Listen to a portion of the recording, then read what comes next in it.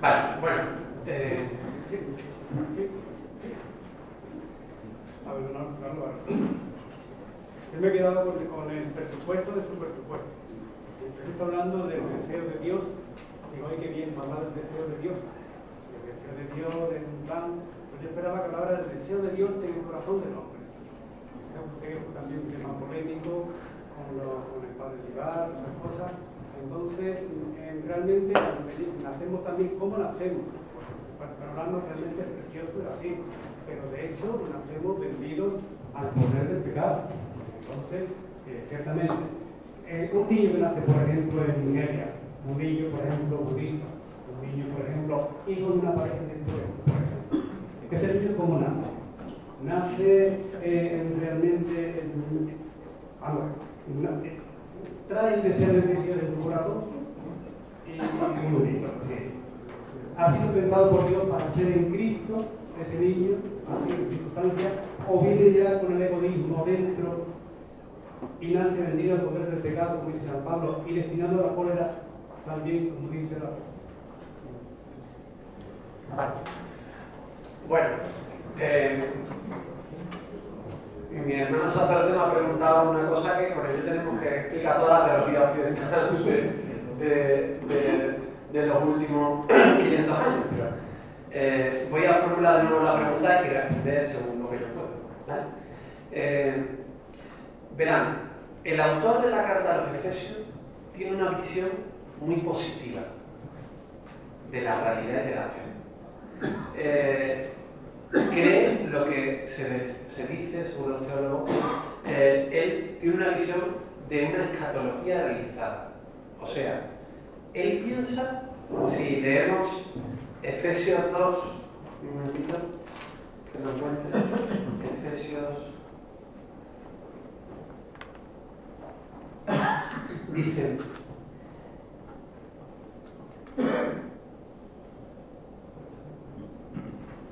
dice, ya estamos resucitados con Cristo y hemos sido sentados en los cielos. Porque todavía no hemos resucitado y no estamos sentados en el cielo. Pero el autor de esta carta, que tiene además es autor revelado, ¿no? Expresa la palabra de Dios, tiene una visión muy positiva. Él está maravillado del designio de la salvación de Dios. Él se ha dado cuenta que lo que él no comprendía, de repente todo encuentra una unidad. Esta historia de salvación tan antigua que ha ido llevando Dios con Israel y que ahora ha abierto a los gentiles. Y que además Dios no es que ha ido reaccionando al poder del pecado, sino que ya tenía un plan previo, un diseño previo. Es verdad que esto no es toda la revelación cristiana. Hay otra tendencia teológica. No he dicho, según la mayoría de los estudiosos, hoy en día el 80% de los estudiosos, la carta a los Efesios la escribe un discípulo de San Pablo, unos 20, 30 años después, se llama una carta deuteropaulina. Eso no le quita nada de su canonicidad y de su inspiración, pero sí atestigua un desarrollo posterior de la fe, ¿vale? Y es verdad que Pablo tiene una visión más pesimista. Podríamos establecer una línea de continuidad entre Pablo, San Agustín, Lutero, ¿no? Una visión del ser humano radicalmente asediado y roto por el mal, por el pecado. Dice Pablo en Romanos 5:12, por el pecado de Adán entró la muerte en el mundo. Y el pecado no es las cosas malas que hacemos cada uno, nuestras iras, nuestros egoísmos, sino el pecado es como una realidad misteriosa previa, que es lo que podríamos llamar después, no solo el pecado original, sino todo el mal que hace que este mundo que Dios pensó tan bueno esté hecho unos zorros, ¿vale? Y eso además destruye radicalmente al ser humano. Y ahí está Romanos 7, que es la expresión así más existencial de eso, que dice San Pablo: hago el mal que no quiero y dejo de hacer el bien que quiero, ¿quién me librará de esta carne de pecado que me lleva a la muerte? ¿Vale?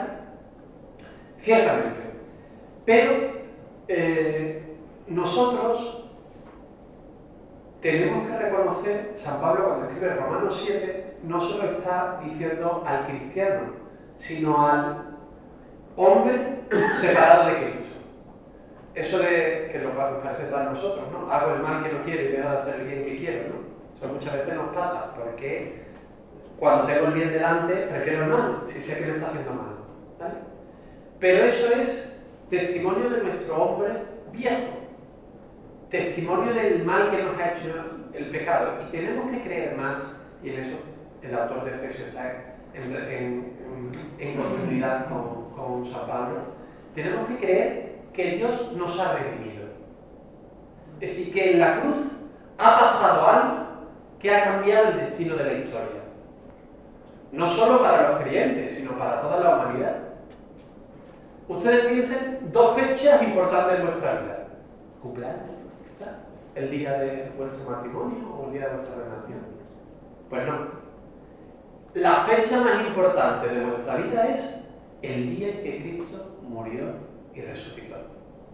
Ese es el día que ha cambiado nuestra historia. Por tanto, nosotros tenemos que estar más convencidos de que estamos redimidos. El problema es que primero no estamos convencidos y segundo nos abandonamos a la fuerza del pecado. Y los nazis son seductores y nos atraen. Pero nosotros estamos de la parte de nosotros y tenemos que descubrir eso. Así pues, vuelvo a la pregunta que usted me ha hecho, el deseo de Dios que tenemos en nuestro corazón. Es decir, él está hablando de una doctrina que desarrolló Friedrich Bach y Ranier sobre existencial sobrenatural, ¿no? Que quería decir, todo ser humano, cuando nace, tiene, antes de que haga nada, como una especie de deseo de Dios, o estamos como codificados para Dios. El niño pequeño no nace ateo, nace creyente. Los niños pequeños es bonito ver que le tiran besitos a los niños, al Cristo, ¿no? Y tienen como una especie de religiosidad natural muy misteriosa, ¿no? Y tú a un niño de comunión, tú le explicas que Dios está y que Jesucristo, oye, ellos se lo creen, tienen una predisposición a la fe. También es cierto que también es cierto que desde pequeño, desde el seno de su madre, ya están respirando este aire sucio, esta contaminación del pecado que nos va haciendo desde pequeños egoístas, tiranos, ¿vale? Y ahí radica todo el proceso de la educación, ¿vale? Entonces, quizá habría que evitar los dos extremos. El extremo luterano, que es somos unos monstruos, algunos más que otros, somos más feos que otros, pero somos unos monstruos, estamos radicalmente heridos por el pecado, y entonces Dios, salvar, lo que nos hace es pasarnos la mano y decir, pobrecito, si es que no puedo hacer otra cosa, venga, sálvate, porque es que estás radicalmente herido. Eso está en contra de la doctrina católica. Nosotros creemos que Dios nos eligió santos y nos va haciendo santos. Y podemos ser mejores. Y la gracia, si nosotros nos dejamos, nos va desarrollando. ¿Vale? Incluso aunque sea solo siendo más consciente de nuestros pecados, pero eso es ya ser mejor. Y la otra tentación, la tentación pelagiana, que yo creo que es más típica hoy, por eso el Papa lo dice, que es, podemos. No estoy haciendo un juego de palabras con él, o puedo, ¿no? Así que bueno. Es decir, creernos que yo con mi sola fuerza soy capaz de mejorarme. No, mire usted tiene que pedir la gracia, agradecer la ayuda divina y necesitarla. Yo he hecho este verano, por eso decía que pasar allá a hoy es como pasar del día a la noche, ¿no? Yo he hecho este verano los ejercicios de mes con el ponente de ayer, con don Germán Arana. Y si he aprendido algo, en este mes de ejercicio es que los ejercicios para mí han sido una escuela de petición, de aprender a pedir. Porque muchas veces me estoy muy súbdito y creo que, bueno, que yo lo valgo, ¿no? Y todo lo tenemos que pedir, todo, absolutamente todo. Porque si no pedimos la gracia, en el fondo nos creemos que es cosa nuestra y metemos mucho la pata. Entonces, creo que hay que evitar esos dos extremos. Un luteranismo radical que cree que el hombre está destrozado, que es un monstruo y que no tiene posibilidad de salvación, y también un pelagianismo que olvida que todo es gracia y que si no es por Dios no estamos aquí. ¿Le he explicado? ¿No? ¿Le he explicado? Muy bien. Pero eso el profesor de antropología seguro que lo explica bien. A ver, sí. Vamos a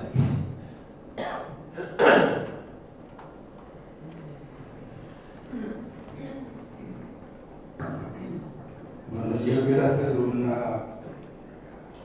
plantear una cuestión un poco global.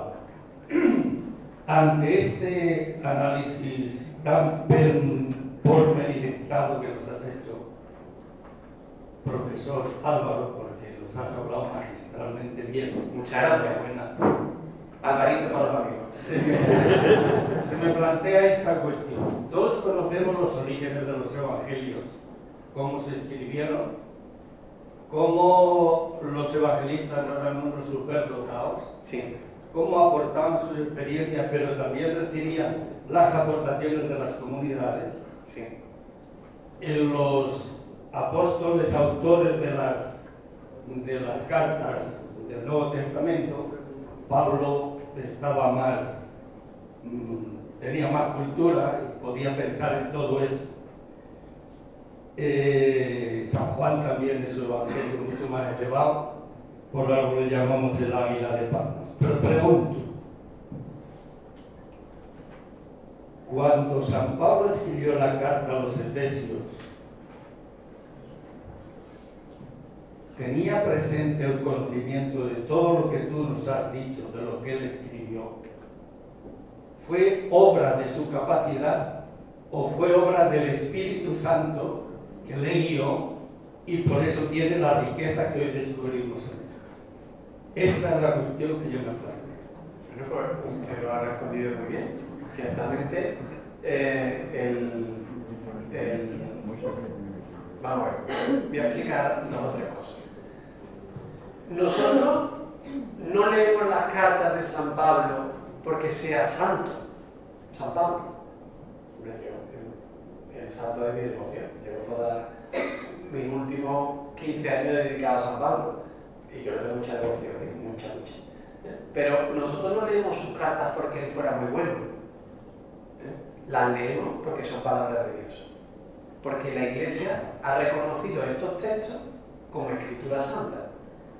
Entonces, lo que en ella, en estos textos, nos llama, nos inspira, nos impulsa, no es tanto la santidad de la persona que escribe eso, sino la inspiración divina. Que es una cosa impresionante, fíjense. Dios, yo muchas veces lo pienso y digo, Dios hubiera sido más fácil que un día hubiera salido en el cielo y hubiera dicho a toda la humanidad, vamos a ver, os voy a explicar lo que quiero que hagáis. Esto y esto. O cada generación, cada 20 años, ¿no? Que lo tengamos más fácil. Nos diga, estas son las 5 cosas que quiero que hagáis. No, pero esto es bastante más complejo. Nosotros creemos que Dios nos habla a través de unos textos, de los cuales los originales no los tenemos. Yo me tengo que dedicar a estudiar la crítica textual y la carta a los Efesios, por ejemplo, no tenemos ningún papiro anterior al siglo V donde ponga Efesios. La carta a los santos y ahí hay un hueco, un borrón en todos los papiros antiguos. Eso da a decir que probablemente no era una carta a los Efesios, sino una carta circular. Es decir, que incluso los textos que tenemos no los tenemos originales. Más aún, escritos, hombre, la carta a los Efesios es bonita, pero imagínense la historia de la descuartizada de Jueces 19, donde se nos cuenta que una pobre mujer pues la lleva a su marido a un pueblo y entonces allí pues piden los hombres del pueblo, sácanos al marido para que nos acostemos con él. Y ahora el marido le saca a la mujer la viola toda la noche, la descuartiza, y el hombre manda los 12 cachos pobrecitos de la mujer a las 12 tribus de Israel. Y uno dice, pues palabra de Dios. No se le misa ese. Aunque lo es, palabra de Dios. Entonces, nosotros leemos textos antiguos, a veces incomprensibles, a veces violentos, escépticos, como el Eclesiastés, vanidad de vanidades, todo es vanidad, o para los estudiantes. Mucho leer libros altamente, no estudiar tanto, palabra de Dios. Es decir, llama mucho la atención que Dios haya querido comunicarse a través de palabras. Hay libros pesadísimos, que se ha leído la Biblia entera, cuando empieza con las crónicas, las listas esas de Yamaí y Masaí, dice Dios mío, ¿cuándo se acaba? Y sin embargo, ese es el modo que tiene Dios. ¿Por qué ha tenido ese modo de hablar a través de personas como nosotros, a veces no tan inteligentes o incluso buenas como usted? Porque Dios se ha querido revelar a través de la cruz, la carne y la debilidad humana. Si hubiera querido hablarnos apareciendo en el cielo, lo tendríamos muy claro lo que tenemos que hacer, pero no seríamos libres. Seríamos niños pequeños que hacemos lo que Dios nos dice. No tendríamos por más que querer. Mientras que este modo, esta semioscuridad que requiere de todas la fe, parece más vulnerable y hace que la fe sea más débil ante los demás, pero también que los que sois cristianos lo seáis de manera más adulta. ¿Me explico? Además, más aún, Dios ha querido que su palabra, la palabra de Dios, se exprese a través de palabras humanas, de hombres y mujeres como tú y como yo. Eso hace que incluso para escuchar a Dios, Dios nos diga que tenemos que escuchar a otro hermano nuestro. Lo dice en la Biblia de Juan. Quien dice que ama a Dios a quien no ve y no ama al hermano al que ve es un mentiroso. Al menos, para escuchar la palabra de Dios, tienes que ir a un hermano como tú. En este caso, Pablo, con toda su bondad y toda su mediocridad, que no escribe esa carta. ¿Me explico? Es un misterio, ¿eh? Es el mismo misterio que nosotros veamos a Dios en un niño pobre nacido en un pesebre y en un hombre ajusticiado en una cruz. Así también la palabra de Dios se expresa en palabras pobres, en unos escritos polvorientos. Sí. Bueno, muchísimas gracias por su magnífica intervención. Y bueno, yo darle las gracias al Papa Francisco por esta exhortación que creo que va dirigida a la fe de los sencillos. Y a mí me está encantando. Dicho esto, yo me gustaría, si podía ahondar un poquito en esto que ha dicho, que antes de una conversión moral hay que tenerla intelectual, porque para mí caería, dicho así, en ese error que el Papa Francisco nos está hablando del gnosticismo. Vale, de acuerdo. Sí. Os voy a leer el texto, ¿vale? Del Papa Benedicto, y ahora lo explico. El Papa Benedicto habla mucho de la fe de los sencillos, por ejemplo. Estaba el Papa Benedicto en la Catedral de San Patricio, en Nueva York, ¿vale? Y estaba explicándola. Y dice, los artistas medievales a menudo representaban a Cristo, la palabra creadora de Dios, como un aparejador celestial. Ayer te regalé un aparejador y leí el texto. Con el compás en la mano, que ordena el cosmos con infinita sabiduría y determinación. O sea, representan a Cristo con un compás, es decir, el que ordena esta creación desordenada, ¿vale? Esta imagen no nos hace pensar quizá en la necesidad de ver todas las cosas con los ojos de la fe, para de este modo poder comprenderlas en su perspectiva más auténtica, en la unidad del plan eterno de Dios. Nuestro mundo se nos aparece como un mundo disgregado, a veces muy corrompido, mientras que esta visión encuentra una unidad a todo, el plan de Dios. Dios tiene un plan. Esto requiere, como sabemos, una continua conversión, y el esfuerzo de, cita Efesios 4, renovarnos en el espíritu de nuestra mente, para conseguir una mentalidad nueva y espiritual. Exige también el desarrollo de aquellas virtudes que hacen a cada uno de nosotros capaz de crecer en santidad y dar frutos espirituales en el estado de vida de cada uno. Esta constante conversión intelectual, ¿acaso no es tan necesaria como la conversión moral para nuestro crecimiento en la fe, para nuestro discernimiento de los signos de los tiempos y para nuestra aportación personal a la vida y misión de la Iglesia? O sea, yo cuando el Papa aquí habla de conversión intelectual, no estamos queriendo decir que estudiéis mucho, que debéis que estudiar mucho. No está queriendo decir que sean más santos los más intelectuales. Jesús dice precisamente lo contrario. Bendito sea Dios Padre del cielo y de la tierra, Mateo 11, porque has escondido estas cosas a los sabios y entendidos y se has revelado a los sencillos. No. La conversión intelectual es que nuestros criterios, nuestra mentalidad, se evangelice. Voy a poner varios ejemplos, ¿vale? Esto me parece una cosa fundamental. Yo le llamo la conversión de la imaginación. Pongo primero un ejemplo bíblico. Los corintios se entusiasmaron mucho con la primera predicación de San Pablo. Parece una cosa preciosa, Cristo. Pero ¿qué pasaba? Que eran cristianos de conversión, pero todavía sus valores, sus criterios, eran de su sociedad. Y ellos creían en Cristo y se bautizaban y tenían glosolalia y experiencia del Espíritu, pero como la sociedad antigua era una sociedad del honor, del reconocimiento, el que tenía un carisma se sentía más importante que otro. Entonces, eran cristianos, pero su mentalidad de fondo todavía era mundana. Entonces Pablo le escribe la primera a los Corintios para intentar convertir no solo sus prácticas, sino su mentalidad de fondo. ¿Vale? Podemos poner mil ejemplos. En una parroquia, por poner un ejemplo cercano a nosotros, también puede pasar que vamos a meternos conmigo, ¿no? Con el párroco, llevo 15 años de no soy párroco, pero bueno, vamos a meternos con el cura, ¿no?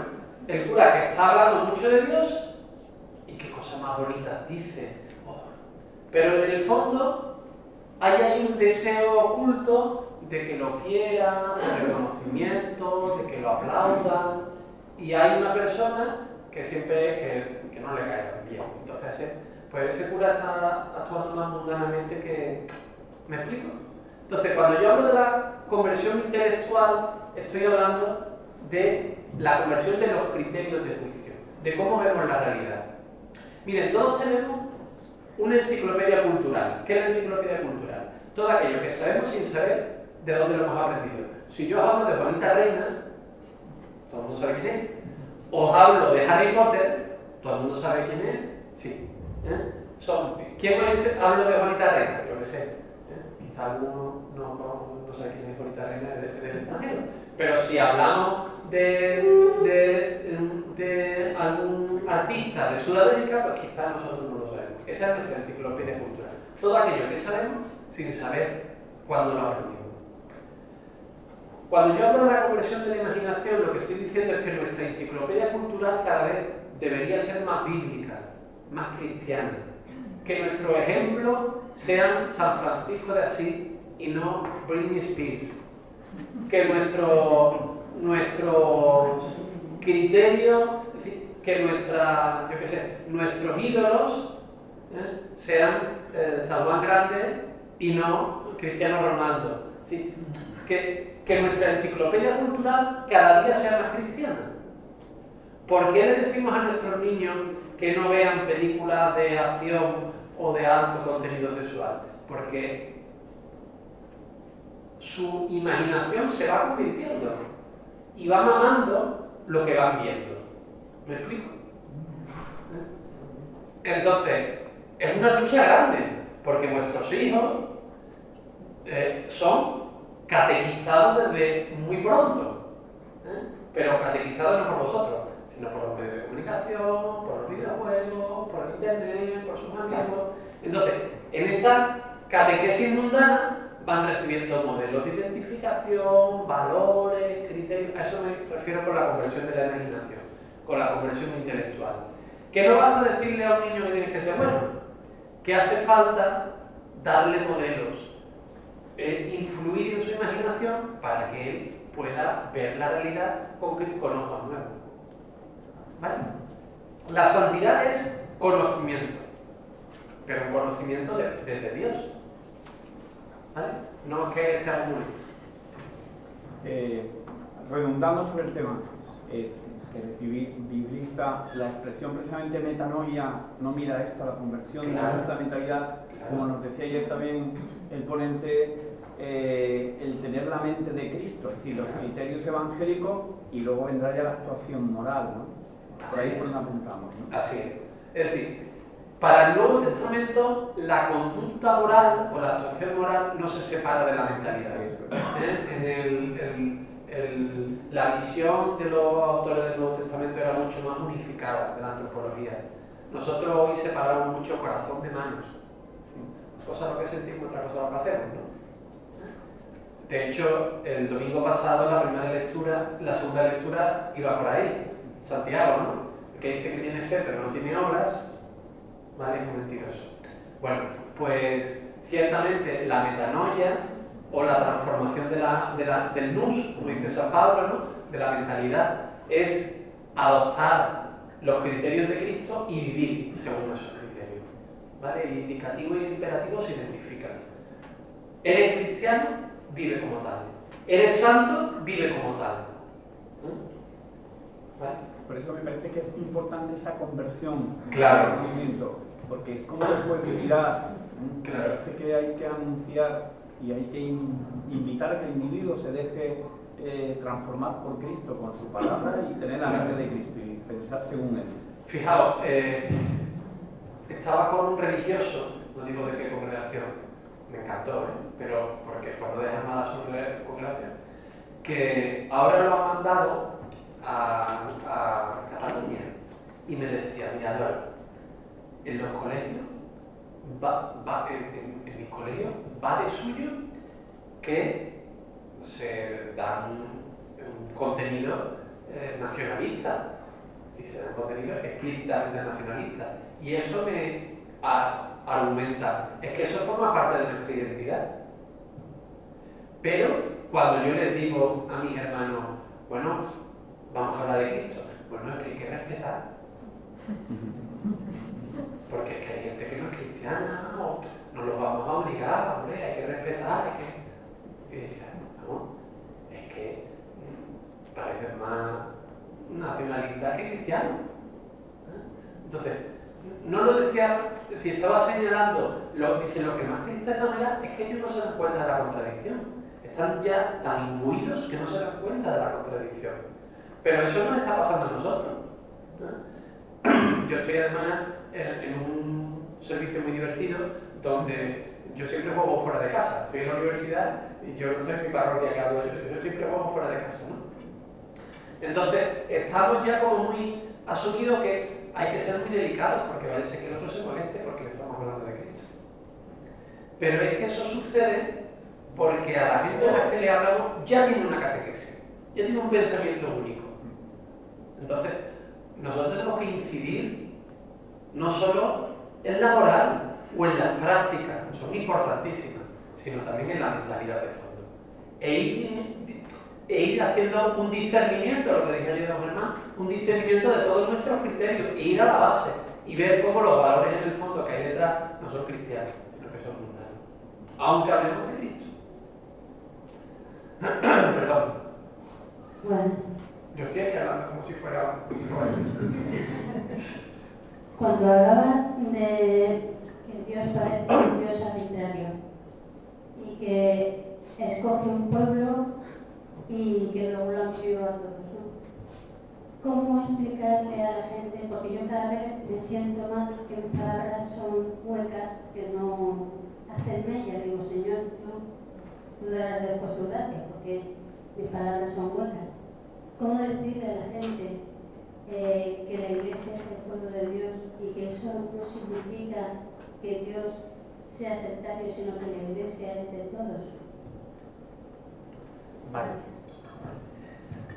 Pues me imagino que como usted lo hace, pero lo hace con humildad, y eso es fundamental, encomendándose a Dios. Sí que le quiero decir una cosa sobre la Iglesia como pueblo de Dios.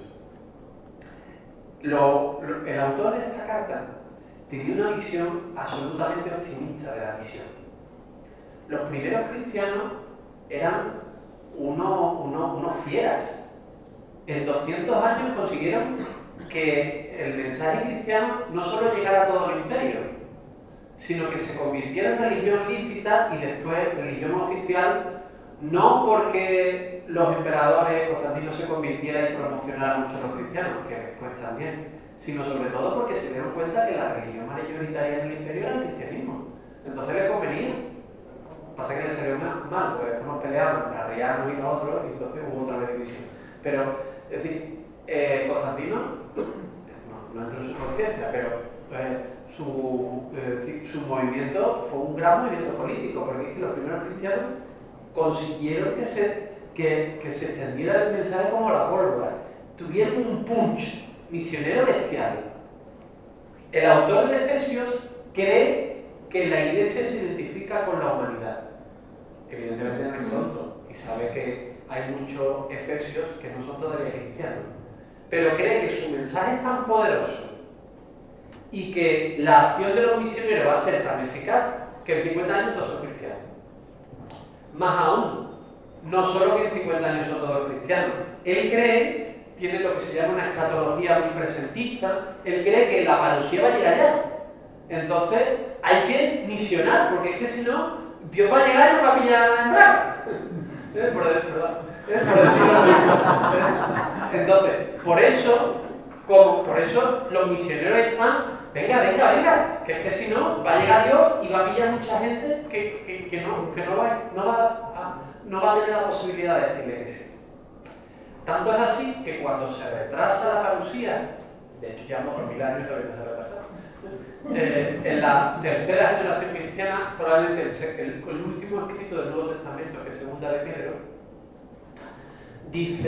da una respuesta muy interesante. Dice, no es que Dios se haya olvidado del mundo, es que como llegue, nos va a pillar en braga.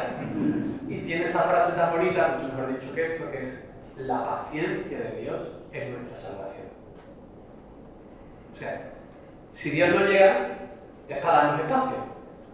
Y dice también el autor, por eso tenemos que misionar, para abreviar el tiempo. ¿Vale? Entonces esa distinción entre iglesia y sociedad es posterior, porque ellos tienen una visión muy... ¿Qué aprendería de esta reflexión que he hecho? Que nosotros ahora mismo tenemos muy poco punch misionero, porque tenemos muy poco punch escatológico. Yo se lo digo siempre a mis estudiantes, digo, quizás mañana llega el reino de Dios, y nosotros no estamos...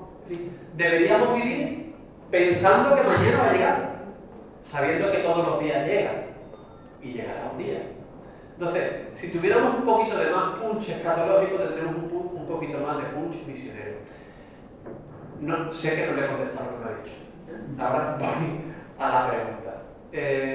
Hoy en día la Iglesia recibe tantas acechanzas y están en la opinión pública, están destacando un rostro tan desfigurado de la Iglesia, que por un lado nos viene bien, todas las cosas malas, que sean malas realmente, que saquen, nos purifican y nos viene bien.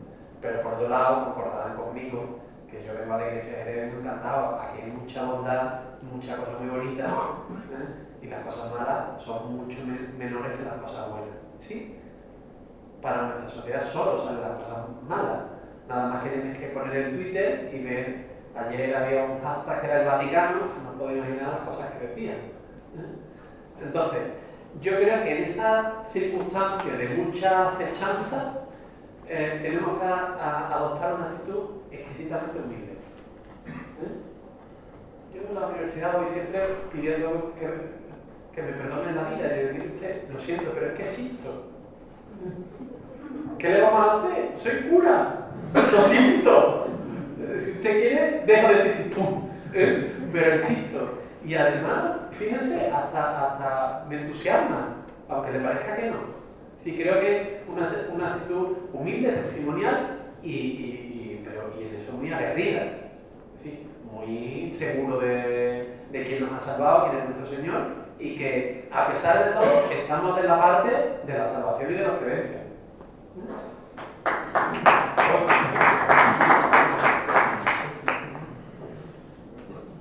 ¿Qué más?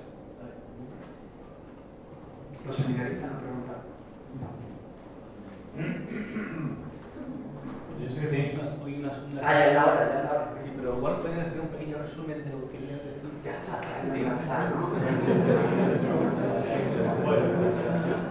¿Alguna pregunta más?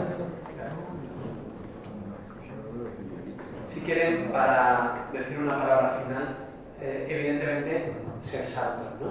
Que es lo que nos invita el Papa. Pero no os olvidéis, sí, porque yo veo mucha gente con una secreta tristeza en su corazón, muchos cristianos. Yo quisiera ser santo, pero no lo soy. Yo quisiera ser mejor, pero no puedo. Entonces, si algo quisiera dejaros en vuestro corazón es que Dios pensó en vosotros hace mucho tiempo y que Él está más empeñado en vuestra santidad que vosotros mismos y que Él os está dando cada día su gracia y os cuida, os anima, os abre a los hermanos, os mete en la iglesia y os ayuda y os irá dando en esta historia de la salvación, ¿no? Si tenemos una gran historia de los gentiles y los judíos, Él está haciendo una historia pequeña con cada uno de vosotros y os irá dando los recursos para que poco a poco Él vaya haciendo su obra. Así que una palabra un poquito más de fortaleza y de ánimo y de confianza, sabiendo que la santidad no es una obra hercúlea para unos pocos que está muy lejos de vosotros, sino la santidad es un regalo de Dios que ya ha comenzado y que ustedes ya tenéis en arra al Espíritu Santo.